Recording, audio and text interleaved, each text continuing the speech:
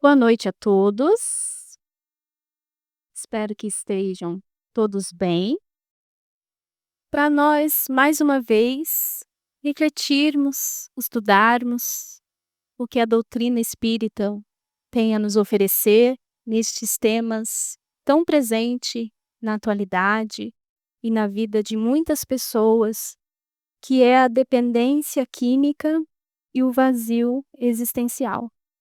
E hoje nós vamos buscar refletir qual é a relação de uma coisa com a outra. E eu já gostaria de perguntar a vocês, quem aqui acredita ou acha, já parou para pensar, qual a relação que tem a dependência química e o vazio existencial? Quem já pensou sobre isso? Pode levantar a mão, por favor. Nunca ninguém passou na cabecinha que poderia ter alguma relação esses 2 temas? Que bom. Bom que hoje, então, a gente vai conseguir, aproveitar mais a palestra, o conhecimento da doutrina espírita para nos esclarecer a respeito disso. Então, a dependência química, hoje, ela já é reconhecida como uma doença que caracterizada pelo uso descontrolado de uma ou mais substâncias que podem alterar o estado mental, psíquico, emocional, social de uma pessoa. A dependência pode começar a ser identificada quando a pessoa já não é mais capaz de resistir à vontade que se torna incontrolável de utilizar aquelas substâncias. Então é aquela famosa frase que ouvimos muitos a dizer: "Eu paro quando eu quero. Eu tenho controle da situação. Na hora que eu quiser, eu consigo parar."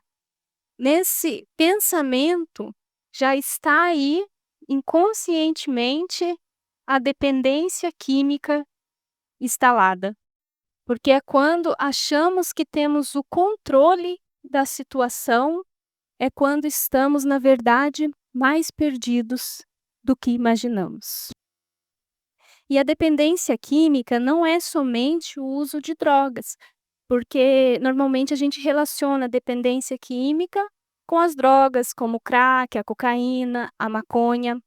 Mas dependência química também está relacionado ao uso de bebidas alcoólicas, que levam ao alcoolismo, o cigarro, que leva ao tabagismo, e medicamentos, que hoje também na nossa sociedade temos visto muito pessoas dependentes de remédios e que isso gera uma dependência química, tanto é que estava circulando aí na televisão, né, que eles estavam como fala, dificultando mais a venda de alguns medicamentos ansiolíticos para dormir, devido à busca, né, ter aumentado muito essa busca por essa compra desses medicamentos, que quando são usados sem uma orientação médica prescrita, orientada, isso também leva à dependência química. E hoje a gente conversa com algumas pessoas e acredito que vocês também, e é muito comum a gente ouvir das pessoas que elas não estão mais conseguindo dormir sem tomar um remédio para dormir, né. E muitas vezes não foi uma prescrição médica, foi uma amiga que receitou, que falou de que aquele medicamento é bom, você vai dormir, você vai ter uma noite tranquila, e aí a pessoa vai tomando aquilo e vai gerando aí, a médio, a longo prazo, uma dependência química. E segundo a OMS, a Organização Mundial da Saúde, em média 6% da população brasileira faz uso de algum tipo de drogas, sendo dependente químico. Essa porcentagem caracteriza mais de 12 milhões de pessoas. Em nosso país, só aqui no Brasil, quase 30 milhões de pessoas têm alguém na família que é dependente químico. Essa é a realidade de muitas pessoas. E o efeito das drogas na vida de uma pessoa é evidente. Eu estava, eh, vendo alguns depoimentos das pessoas que frequentam os Narcóticos Anônimos, os Alcoólicos Anônimos, esse programa social que auxilia muitas pessoas que têm essa questão, né, a se reorganizar na vida, a dar a volta por cima, porque graças a Deus a dependência química, ela tem tratamento. Ela tem outros caminhos. E os Narcóticos Anônimos, os Alcoólicos Anônimos são um desses caminhos que estão aí para fazer essa rede de apoio para auxiliar essas pessoas. E nesses relatos, que está até disponível no site, na internet dos Narcóticos Anônimos, eles eles fazem questão de colocar lá os depoimentos deles, né, da experiência que eles tiveram com as drogas, e como que isso, nas palavras deles, os levaram para o fim do poço. Né, e uma coisa que me chamou muito a atenção nesses depoimentos, que a grande maioria, para não dizer uns 90% dos depoimentos que estavam ali, começaram a usar drogas na adolescência, às vezes na pré-adolescência, com 12, 13 anos, 14 anos, onde experimentaram por uma vez, numa festa, ou por estar vivenciando alguma situação traumática na família, e aí o levaram a experimentar as drogas e perderam tudo: família, relacionamento, vida social, porque vai comprometendo tudo e todos. E não somente a vida do dependente químico, ela vai chegando a este estado, mas também o da família. A família também sofre com estas questões, com estas consequências, né? Quantas mães, quantos pais, familiares, né, vivem essa situação, né, de ver algum familiar vivenciando essas experiências. Então os efeitos das drogas, ela está aí na nossa sociedade, para ver quantas pessoas em vulnerabilidade social, todos têm uma história por detrás daquela situação, e a grande maioria está ali, a dependência química, porque a última instância, quando não se procura um tratamento, quando não se tem uma rede de apoio, é viver nas ruas, né, viver nas ruas com a sua dor, com a sua dependência, e isso vai gerando mais, obviamente, vai levando mais à violência, porque aí vem a necessidade de usar as drogas, não se tem o dinheiro para aquilo, rouba, pratica violência, isso vai gerando o quê? Uma bola de neve cada vez maior. E isso está presente na nossa sociedade. Não tem como fecharmos os olhos e achar que porque não temos uma pessoa com dependência química na nossa família, ou que não sejamos nós, que isso não está relacionado a nós. E simplesmente temos que cruzar o braço e deixar o outro com os seus problemas. Não. Obviamente que muitas vezes a gente gostaria de fazer algo mais efetivo para ajudar essas pessoas, mas as circunstâncias não são favoráveis, mas todos nós podemos fazer uma prece, direcionar sentimentos de de energias positivas, auxiliar os familiares, dando a eles um espaço onde eles possam falar da sua dor, dos seus problemas, se abrir, né. É o que nós fazemos aqui no Grupo Esperança. O Grupo Esperança é um espaço aonde a gente pode dar voz a nossas dores, aos nossos dramas íntimos, e que encontramos na mensagem de Jesus o consolo para superar e para suportar o que a vida tem nos ofertado. Mas fica a pergunta: o que leva uma pessoa a entrar no mundo das drogas, né? Conhecemos diversas histórias. Não tem um padrão social X, não tem uma faixa etária X, não tem como definir essas pessoas por padrões, porque há uma diversidade muito grande. Há pessoas que têm família e são dependentes, tem pessoas que não têm família e são dependentes, tem pessoas que viveram traumas na infância, durante a vida e são dependentes, tem pessoas que tiveram afeto, amor e são dependentes. Há jovens, adultos, idosos. Então, não há nada que os diferencie de nós algum dia podermos também entrar nessa situação, porque nós desconhecemos a nós mesmos. Não sabemos das nossas tendências, dos nossos comprometimentos em existências anteriores.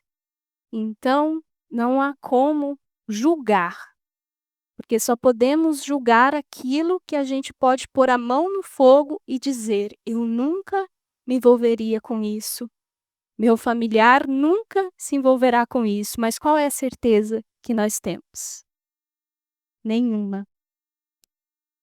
Mas há 4 fatores, vamos dizer assim, motivações, que estão todos eles interligados, que fazem uma pessoa buscar o mundo das drogas, a usar drogas. Até quem destrincha melhor sobre estes 4 fatores é o Sérgio Lopes. Ele é médico, psiquiatra, psicanalista, espírita.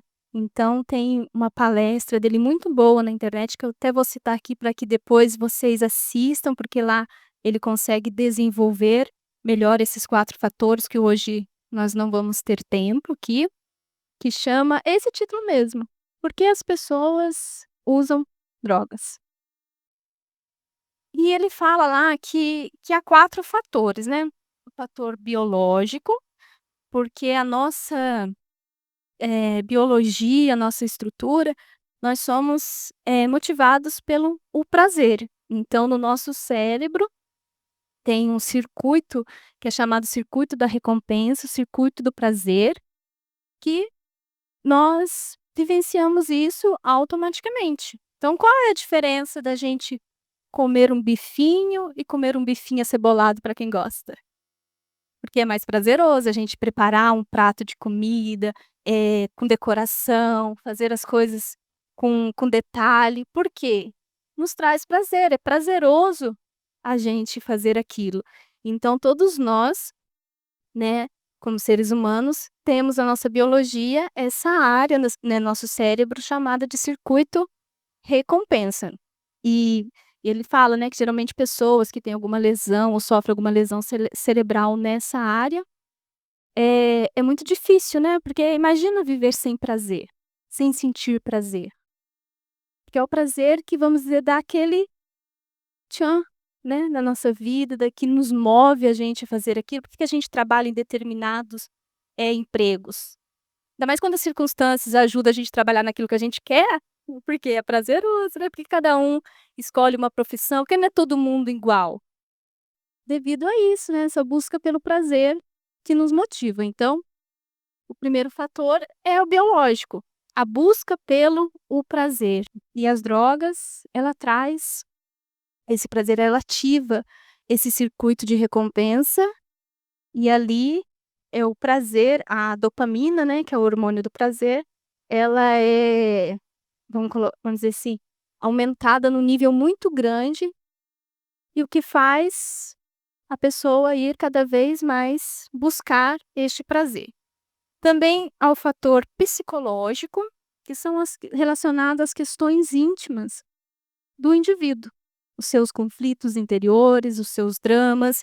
Aqui também entra a educação familiar, que é muito importante. hoje em dia, a gente vê também que está acontecendo, vamos colocar entre aspas, uma crise na educação, né, porque, esses jovens de hoje, a juventude de hoje, obviamente que é muito diferente da nossa, né, das gerações passadas aí. Hoje os jovens eles questionam as coisas, eles buscam por vontade própria experimentar as coisas, e hoje as drogas tá tão acessível em todos os lugares, independente de classe social. Infelizmente hoje as drogas elas estão muito acessíveis aos jovens, nas escolas, nas ruas, nas festas. Então a nossa geração, a nossa educação foi a educação pela telepatia, porque era só os nossos pais olhar pra gente diferente que a gente já entendia, já lia o pensamento do que caberia fazermos. Hoje você pode frisar o olhar para o jovem que não traz um efeito, porque eles questionam, né. Então fala para os jovens: "Não mexam no celular", mas qual que é a primeira coisa que eles falam para os pais? "Mas você mexe o dia inteiro, então se você pode, eu posso", né. Na nossa época, os nossos pais, às vezes fumava, fazia o uso de bebidas alcoólicas, mas jamais permitiriam que o seu filho fizesse pelo menos ali na frente dele. Hoje já não mais. Hoje se você não busca ser um exemplo para os seus filhos, o que você fala não vai surgir não vai surgir muito efeito na estrutura emocional daquela criança. Então hoje há essa, entre aspas, como eu falei, essa crise, porque é uma geração nova, com mais autonomia, com mais independência, e há um método antigo. É como não vai encaixar. Se a gente tem uma peça quadrada aqui e uma peça redonda, não vai dar certo, não vai encaixar. E a grande dificuldade hoje, da atualidade de muitas famílias, de muitos pais, é encontrar um caminho de atender aquela criança, aquele jovem, mas colocar ali no seu mundo íntimo ali as sementinhas positivas. Então há essa dificuldade. Eu não tenho filhos, mas eu tenho uma sobrinha de 12 anos, eu fico lá em cima na segunda-feira com os jovens, então eu estou sempre reforçando isso para eles, a questão da autoestima, de buscar aceitar-se como se é, para que quando começarem a vir aí as festinhas, né, as baladas da vida, que pode acontecer de alguém eh, sugerir que experimente alguma coisa, e por medo de não ser o diferente, por medo de não ser o descolado, a descolada, o legal, poder respeitar o que o outro quer, mas dizer: "Não, obrigado", né. Então tudo isso é preciso desenvolver nos jovens esta questão da educação. Outro fator também é o sociocultural. Então hoje a nossa sociedade, as redes sociais é um grande estímulo para isso, né. Então há culturas, obviamente que há determinados lugares aonde a influência para o uso das drogas é maior, então tudo isso também é envolvido, e há o fator espiritual, que é a grande contribuição da doutrina espírita, nos dizer a respeito, né, de que nós não somos o que hoje nós conhecemos ser. Nós temos já uma história percorrida, uma bagagem espiritual que trazemos conosco, então há em nossa organização, psicológica, espiritual, tendências, predisposições. Então, hoje em dia a gente vê muito também essa questão, eu bebo apenas socialmente, né, que mas é como eu falei no início, nós não sabemos o que habita dentro de nós, né, o que pode ser ali desencadeado com apenas uma uma festinha social, um cigarrinho, né, porque e também as questões espirituais das influenciações, daquelas pessoas que lesamos em outras existências anteriores, que conhece, que sabe quem realmente nós somos, e acaba ali nos influenciando, né, a fazerem um uso, obviamente que nós é que somos os responsáveis, porque quando a gente fala de interferência espiritual, influência espiritual, não é a gente colocar a responsabilidade nisso, né, então, eu me envolvi com as drogas, com a bebida alcoólica, porque meu obsessor era muito forte. Não existe isso, né. Há sim uma influência tamanha, a gente vê isso nos livros do Manuel Filomeno de Miranda, André Luiz, do quanto que essa interferência, ela é sistemática, ela é permanente, mas ele só consegue nos influenciar aquilo em que nós deixamos brechas morais para isto. Então a responsabilidade, em última instância, ela é nossa, graças a Deus, né, porque senão nós estaríamos nas mãos de outro. Não teria muito o que fazer, se não fôssemos nós.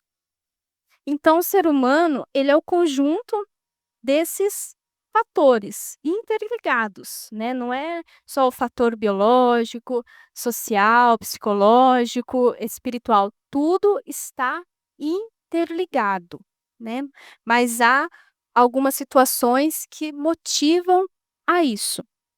Mas hoje nós não vamos nos deter especificamente, né, nesses 4 fatores, como eu disse para vocês, porque o nosso objetivo hoje é tentar compreender um pouquinho a relação da dependência química e o vazio existencial. E qual a contribuição da doutrina espírita para nos ajudar a lidarmos com essas questões tão pertinentes a todos nós. O espírito Joana de Ângeles, no livro Triunfo Pessoal, capítulo 5, Enfrentamentos, ela nos diz o seguinte: o ser humano suporta qualquer tipo de perda, naturalmente dentro dos seus limites emocionais, não, porém, a perda do objetivo existencial. Vou repetir, que são palavras de Joana. O ser humano suporta qualquer tipo de perda, naturalmente dentro dos seus limites emocionais. Não, porém, a perda do objetivo existencial. Então, Joana está dizendo aqui para nós que dentro dos nossos limites, obviamente, emocionais, a gente suporta a perda de um ente querido, a gente supera a perda de um emprego, a gente supera o fim de um relacionamento, um fim de um casamento, a gente supera uma experiência dolorosa dentro do limite de cada um. Mas a perda do objetivo existencial, esse nós não suportamos. E aí nós já começamos a compreender um pouquinho a relação das drogas com o vazio existencial. Obviamente que o sentimento de vazio existencial, que é algo assim que a gente sabe o que é, porque às vezes a gente sente, mas é difícil a gente pôr em palavras. Então, quem aqui já sentiu uma vez que outra, um período da existência, um vazio existencial, e não se assustem, porque é até bom sentir, viu? Depois no final a gente vai entender. Um pouquinho, até bom, né. Mas o vazio existencial é uma sensação de falta de propósito, de objetivo mesmo na vida, de significado, um sentimento de apatia, de desconexão. É aquilo em que parece que a gente perde o colorido da vida. Você não vive, você sobrevive. Você passa os dias não vivendo, mas sobrevivendo. Não é um quadro depressivo, né, caracterizado por uma depressão. Obviamente que nos transtornos depressivos há o vazio existencial, mas o vazio existencial, ele não chega a ser um quadro depressivo, mas muito semelhante. Então você fica uma pessoa apática na vida, indiferente. Tudo bem se chover hoje, se não chover, se amanhã fazer sol, se não quiser. É um sentimento ali difícil. E muitas vezes esse sentimento a gente consegue, reconhecer que está sentindo, né. Então você se observa, você analisa e você vê: "Nossa, realmente há períodos, há dias, há momentos que eu sou tomada por este estado de alma e fico ali". Então, você está consciente desse sentimento. Mas há momentos que esse sentimento ele está inconsciente, ou seja, você não está enxergando isso. Então você pergunta para a pessoa assim: você sente vazio existencial?" A pessoa vai dizer: "Nossa, eu nunca senti isso". Às vezes tá ali, mas a pessoa não consegue identificar. Mas aí, como Joana diz, né, que nós seres humanos suportamos qualquer tipo de perda dentro das nossas limitações, mas não a perda do objetivo existencial.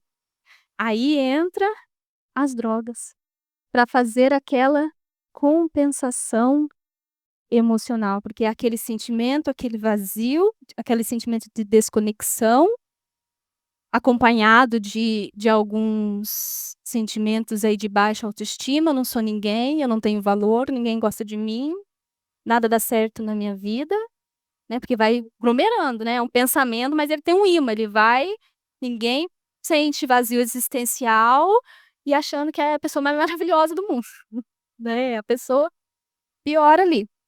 Então as drogas ela vem, vai fazer essa compensação emocional, porque no momento que está utilizando as drogas e a gente amplia, né, a dependência, como eu falei aqui, não somente as drogas, mas o alcoolismo, o tabagismo, ela vai ela vai ativar aquele sistema de recompensa, aquele circuito de recompensa no nosso cérebro, vai aumentar o nível de dopamina e aí quando a pessoa está com o efeito das drogas, ela não tem frustração, ela não tem problema, ela se sente a pessoa mais poderosa do mundo, mais capaz do mundo. Então vejam, vai compensar aquele sentimento de vazio existencial. Só que a dependência perdão, o efeito das drogas, né, essa felicidade, essa alegria que é forjada, que não é algo real, é fictício, é efêmero, ela tem pouca duração. Dura o quê? Minutos, horas, e logo vem novamente o sentimento de vazio existencial. Aí é onde ela precisa de mais, de buscar cada vez mais tentar eliminar aqueles sentimentos e sentir a pessoa, poderosa. E aí vai girando, vai se tornando o que na vida das pessoas? Um círculo vicioso. Vazio existencial, dependência química, vazio existencial, dependência química. Então, por ser insuportável, como Joana falou, essa falta de objetivo na vida, de sentido na vida, a gente precisa buscar compensar, porque, está na nossa natureza, como filhos de Deus, a centelha divina.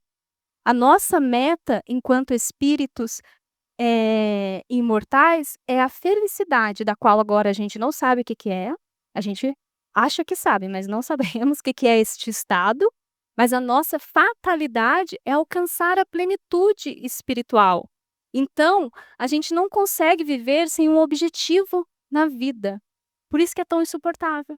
Só que aí nós acabamos buscando compensar em caminhos que não nos levam absolutamente a nada e que, pelo contrário, nos faz a gente, vivenciar experiências muito dolorosas, né. Então a tentativa é disso, né, de compensar. Mas hoje em dia também há outros fatores que o uso excessivo e desenfreado atua nessa área cerebral, né, do circuito de recompensa, gerando outros tipos de dependência, como mecanismos de fuga da realidade. A gente pode pensar assim: "Nossa, esse tema hoje não é para mim não. Não sou dependente químico, não bebo, não fumo". É do coleguinha, é pro coleguinha que não vem. Não, há outros fatores hoje, como eu disse, que o uso excessivo e desenfreado também atuam nessa área do nosso cérebro, ativando esse circuito de recompensa. Alguém poderia dar aí algum exemplo do que ter comida, do da celular? Hoje tem pessoas que não conseguem dormir sem antes dar uma consultadinha no Instagram e no Facebook, e a pessoa acha que isso é normal.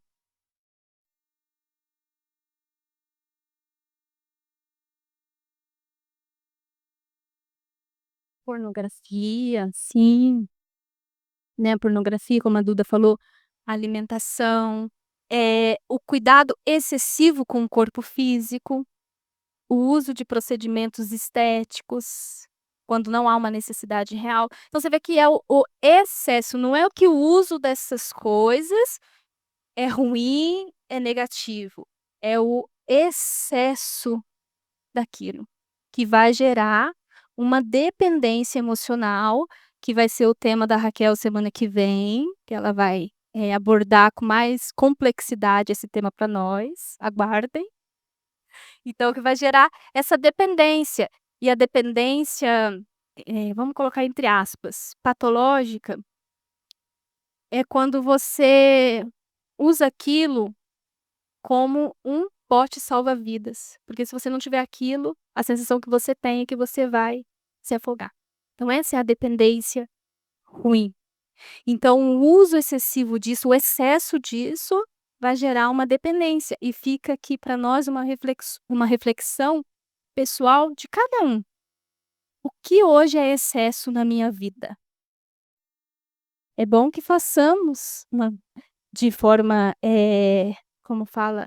De em tempos, uma lista do que hoje eu não consigo abrir mão, né, que nós falamos também na quarta, né. O que hoje é um excesso para mim, na minha vida, que se hoje a vida vir e tirar isso de mim, eu me sinto como se eu tivesse perdido o meu bote salva-vidas. Aí está a sua dependência. Pode ser emocional, pode ser biológica, pode ser de pessoas, de situações. Então, o excesso, identificar o que é excesso nas nossas vidas. E tudo isso são maneiras da gente que a gente vai encontrando para lidar com esse vazio existencial. São esses mecanismos escapistas que a gente vai encontrando nisso e, obviamente, né, que tudo isso que eu tô aqui, dizendo a vocês de uma forma, obviamente, muito simples, está presente nas obras espíritas, nas obras de Joana de Ângeles, né. Mas o que vazio é esse? Não é o que show da Xuxa é esse não.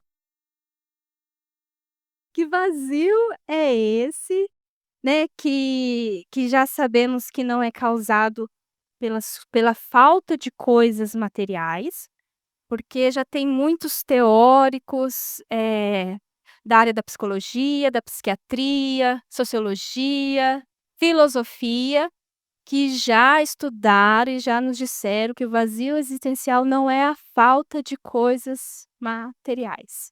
Não é a falta do emprego do ano, não é a falta de relacionamento, não é a falta de dinheiro, não é falta de família, né, isso já está bem explícito ali, nesses estudos desses teóricos, né. não está ligado a nada o que é material. E outras pessoas relatam que começaram a sentir um vazio existencial depois de passar por uma experiência dolorosa.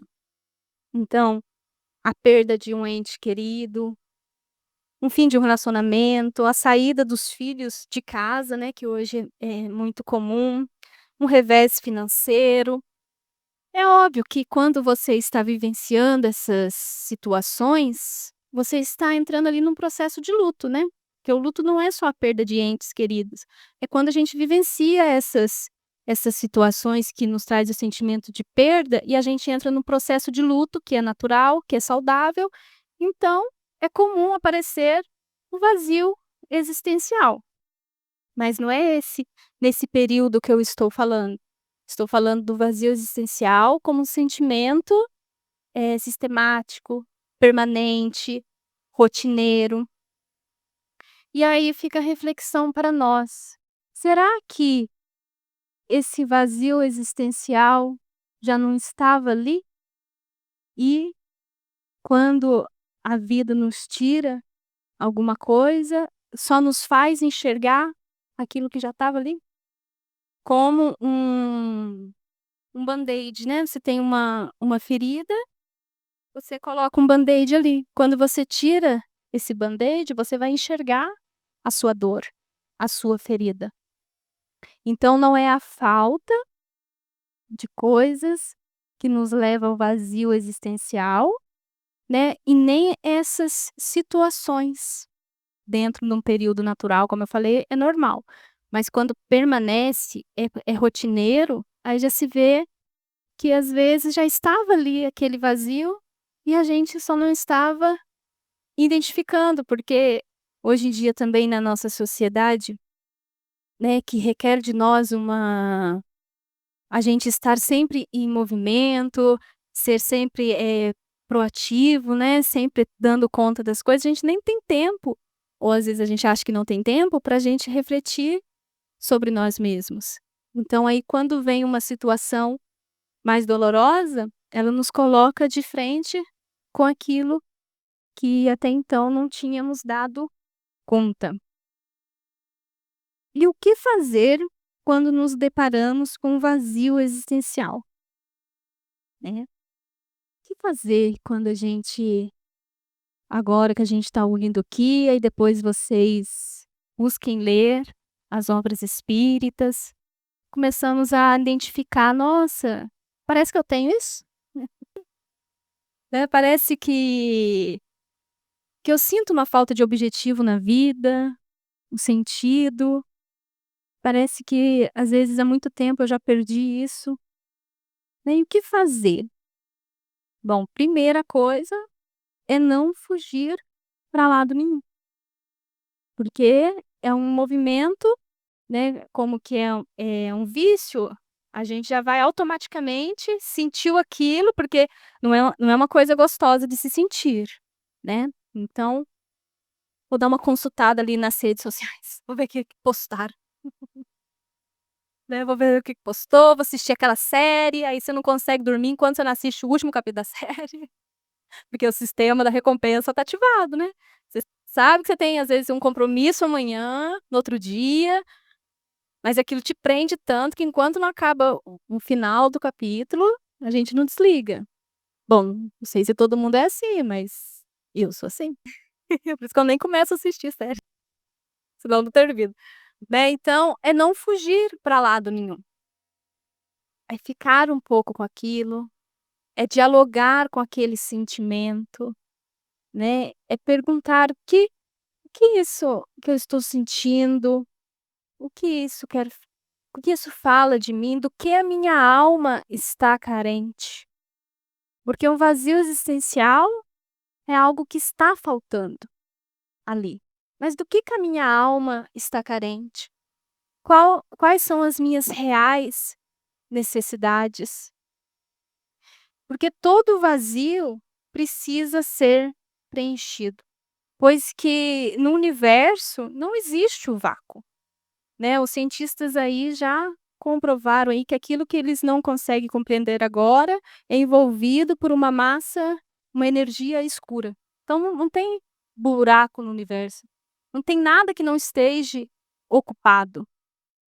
Isso é científico. Então, na nossa alma, esse vazio está nos dizendo que algo está faltando, mas a gente já sabe que não é material. Nada material vai preencher o vazio existencial, porque precisa vir de dentro. Se é o vazio da alma, o que precisa para ser preenchido é as coisas da alma e não da matéria. E Jesus, o grande psicoterapeuta da humanidade, como nos diz a espiritualidade amiga, já nos adiantou, nos trazendo a terapêutica realmente eficaz para lidarmos com o vazio existencial, as nossas carências interiores, quando nos diz: buscai primeiro o reino de Deus e a sua justiça, e todas as coisas vos serão acrescentadas. Mas o que é buscar o reino de Deus para uma pessoa com dependência química? Uma pessoa com vazio existencial? E que isso que Jesus nos disse não seja um discurso religioso vazio, né, porque é muito fácil a gente chegar para um dependente químico, uma pessoa com vazio existencial, a pessoa vem e nos diz: "Perdi o sentido da vida", e a gente falar de forma, às vezes, fria: "Mas busca primeiro o reino dos céus, e tudo será acrescentado", né. O que é para uma pessoa que vive isso, buscar o reino de Deus, a sua justiça? É olhar por outro ângulo, porque o dependente químico, o vazio existencial, é quando nós estamos centrados em uma coisa. A gente não consegue olhar outros caminhos, outros movimentos. A gente fica ali centrado. Então, quando Jesus disse: "Buscai primeiro o reino de Deus", e aonde está o reino de Deus? Está quando a gente desencarnar? Está quando a gente alcançar uma meta material? A gente vai sentir esse reino de Deus? Não, porque ele já nos falou que está dentro de nós. E interessante que no evangelho, Jesus compara o reino de Deus, o reino dos céus, o sentido é o mesmo, com várias coisas, né. Então ele diz que o reino dos céus é como uma pérola preciosa, que o negociante compra vendendo tudo o que tem. Uma pedra preciosa. Ele fala que o reino dos céus é como uma rede lançada ao mar, que recolhe peixes de todas espécie. É como um grão de mostarda que um homem semeou em seu campo. O reino dos céus é como um festim, onde tudo é alegria e ventura. Observem que Jesus comparou o reino dos céus foi com coisas grandes ou coisas pequenas? Pequenas, um grão de mostarda. O que é um grão de mostarda? Às vezes é até invisível ao olho nu. Uma pequenininha, mas quando ela é plantada, ela é a maior das hortaliças, né. O que é uma rede? Você joga uma rede no mar, no rio, você abrange o rio todo? Apenas uma parte. Então é preciso ter foco, é preciso ter direção, é preciso saber aonde vamos lançar as nossas redes, né. É como uma pérola preciosa que o negociante vende tudo o que tem para obter aquilo. Então é ter um objetivo na vida. Só que esse objetivo é individual para cada um. Porque aquilo que pode ser um objetivo para minha vida, não é necessariamente o objetivo para a vida da Raquel, da Duda, da Andresa, de cada um de vocês. Mas é algo que nos move de buscarmos esse objetivo, esse sentido nas coisas do espírito. E aqui eu quero reforçar o convite para a gente participar desse segundo encontro espírita, que a Andresa deu aqui o recado inicialmente, porque ir a estes encontros é muito mais do que a gente passar o dia inteiro assistindo uma palestra. Porque assim como nós organizamos cada detalhe, buscamos fazer o melhor ao nosso alcance, a espiritualidade amiga também prepara estes encontros no plano espiritual. E nestes encontros, como nos diz os espíritos, nas obras espíritas, nas palestras públicas, seja elas qual forem, acontecem verdadeiros tratamentos espirituais. Então, como o evangelho nos diz: buscai e achareis, batei a porta e vos abrirá. Se a gente começar a sentir o vazio existencial, mas não darmos o passo inicial para o que isso quer nos dizer, isso não vai ser resolvido, selecionado, vai ser só abafado por alguma dependência. Então é preciso ir.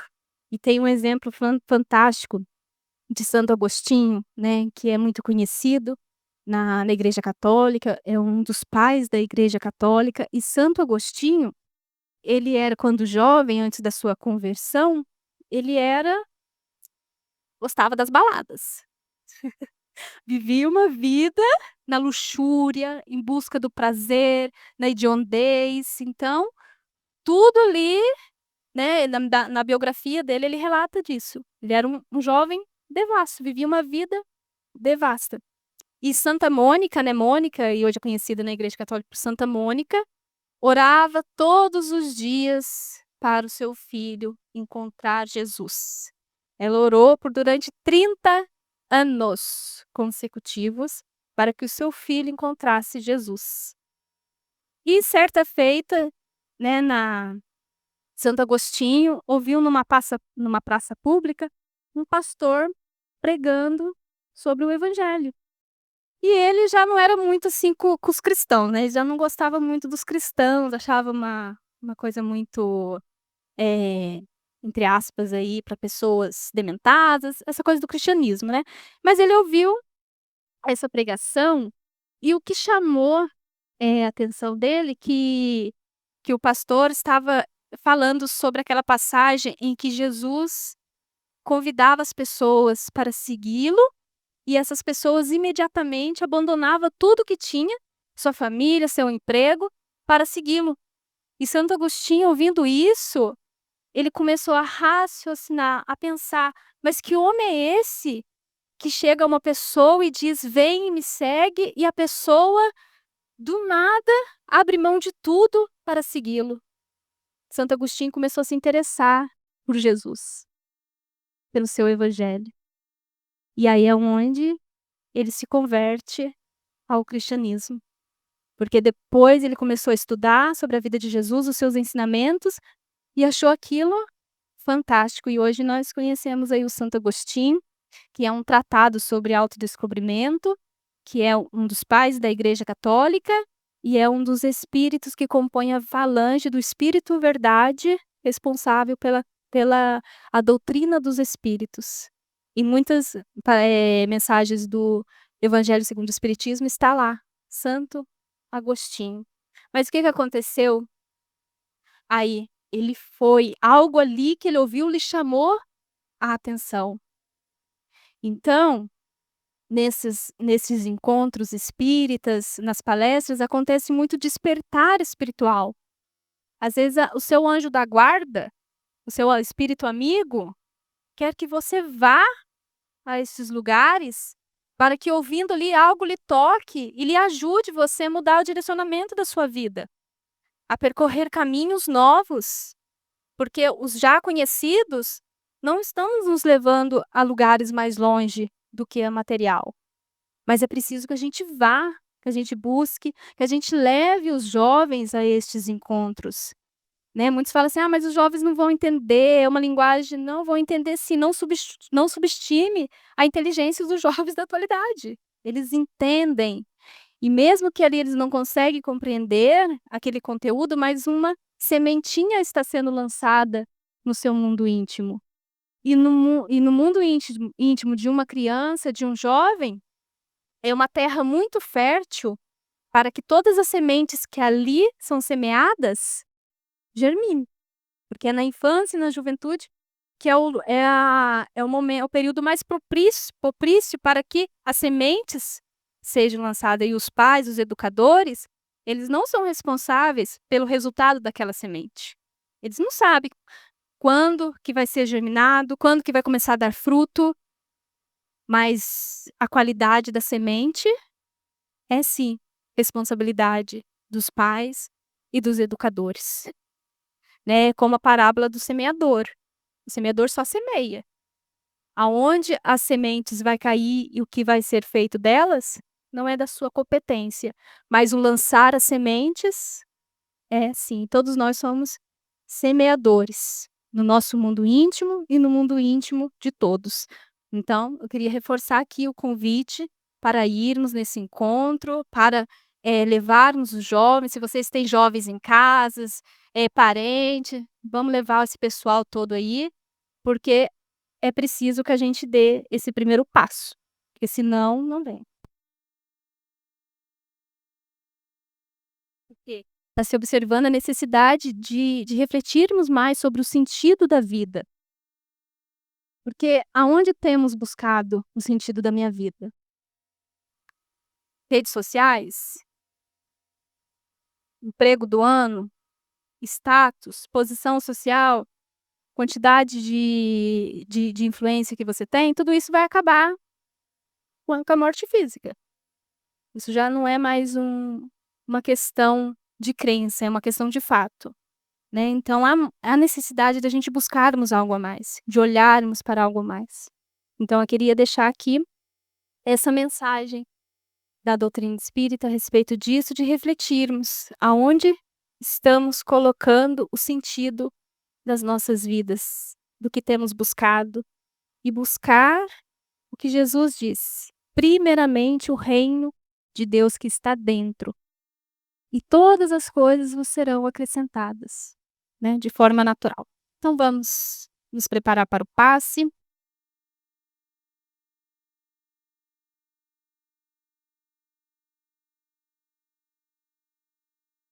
Senhor Jesus, muitas vezes nos sentimos perdidos, somos tomados pelo sentimento de vazio existencial, mas isso quer nos dizer que a nossa alma está almejando coisas mais profundas, experiências mais significadoras. E sabemos que somente em Ti encontraremos a água capaz de saciar a nossa sede interna. Por isso te rogamos, Senhor, que nos momentos em que sentirmos esse vazio existencial, buscarmos na oração, na comunhão de pensamento com Deus, nosso Pai,